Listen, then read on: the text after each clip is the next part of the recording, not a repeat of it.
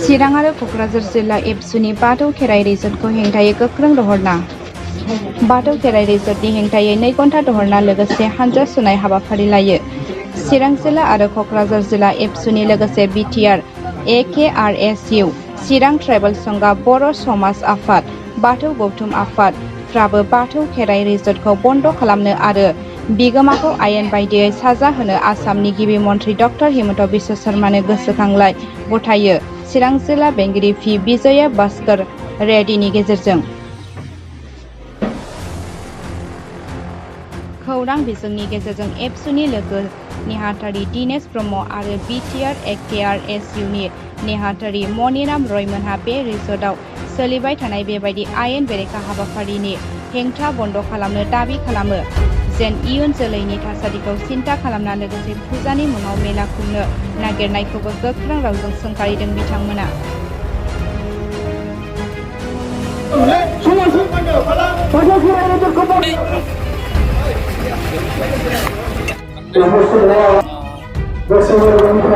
जोबोद लाजिथावना दुखुनांथावना दाखालि 17 सेप्तेम्बर 2022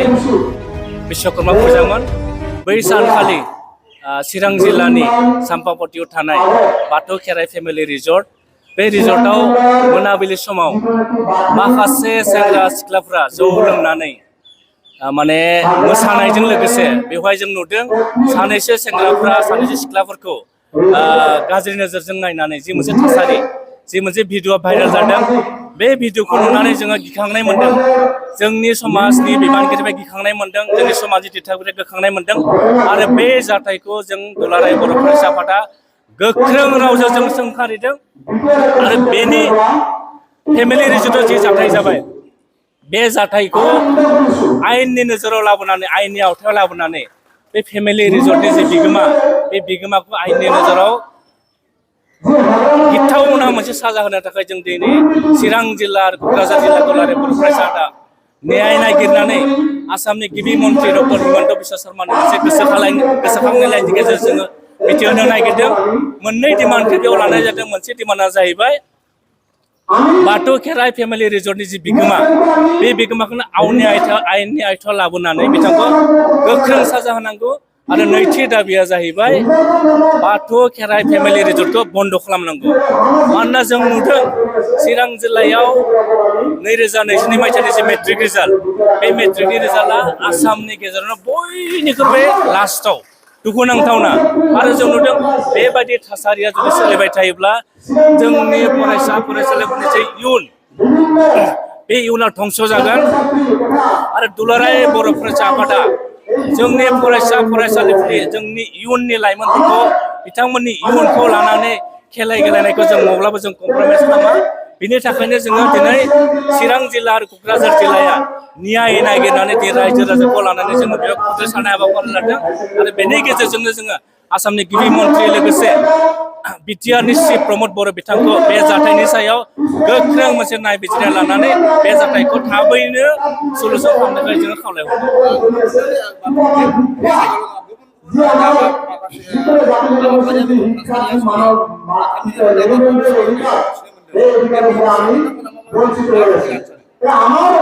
दुलाराय बर' फरायसा आफादा स्पष्ट आरो जों मोनसे थांखि लाखादों जे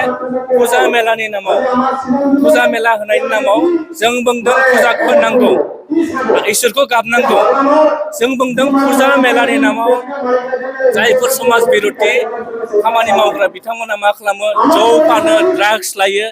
बेबायदिखौ जों बन्द' खालामनांगौनि दुलाराय बर' फरायसा आफादा थांखि लादों आरो बे थांखियैनो चिरां जिल्ला, क'क्राझार जिल्ला, बाक्सा जिल्ला, उदालगुरि जिल्ला, जोंनि 34था जोंनि जिल्ला कमिटि दङ। बिथांमोना जिल्ला बेंगिरिनो मेम'रेन्डाम होदों आरो जों खावलायदों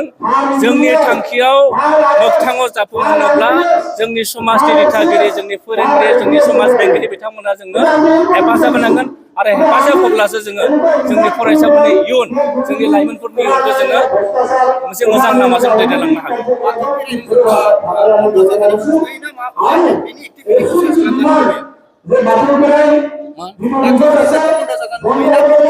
जोंनिया स्पष्ट बिगोमाया बेवहाय आयेननि गोख्रों साजा मोननांगौ आरो नैथि नाम्बारा जाबाय बाथौ फेमिलि खेराइ रिजर्टआ बन्द जानांगौ जों दुलाराय बर' फरायसा आफादनि 2 নম্বৰ थांखिया जोंनिया बेनो स्पष्ट নমস্কাৰ আজিৰ যিটো আমি প্ৰতিবাদ কৰিছোঁ এফচু আৰু বিটিআৰ আকাশুৰ সমূহীয়াভাৱে যে হাগ্ৰামা মহিলাৰীৰ পত্নীৰ মালিকানাধীন যিটো বাথৌ খেৰাই ৰিজৰ্ট এই ৰিজৰ্টত আমি বহুদিন ধৰি শুনা পাই আছোঁ যে তাত অসামাজিক কিছুমান কাৰ্যকলাপ হৈ থাকে আৰু যোৱা আজি 7 দিনমান আগত আমি দেখিছোঁ দুজন আমাৰ যুৱতীক তাত কিবা ডেন্স বাৰৰ সময়ত তাক টনা আজোৰা কৰা দেখিছোঁ গতিকে আমি বিটিআৰ আকাশুৰ পৰা এই ঘটনাক তীব্ৰভাৱে গৰিহণা দিছোঁ আৰু তেনেকুৱা কাৰ্যকলাপ আমাৰ চিৰাং জিলাৰ লগতে বিটিআৰ অঞ্চলক হোৱাটো আমি বিচৰা নাই আৰু আমি এই যিটো বাথৌ খেৰাই যিটো ৰিজৰ্ট আছে এইটো বন্ধ হ'ব লাগে বুলি আমি বিটিআৰ আকাশুৰ পৰা দাবী জনাইছোঁ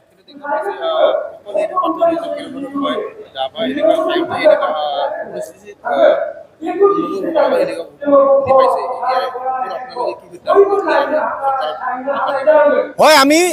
বিটিআৰ অঞ্চলৰ প্ৰশাসনক আমি দাবী জনাইছোঁ বা আমি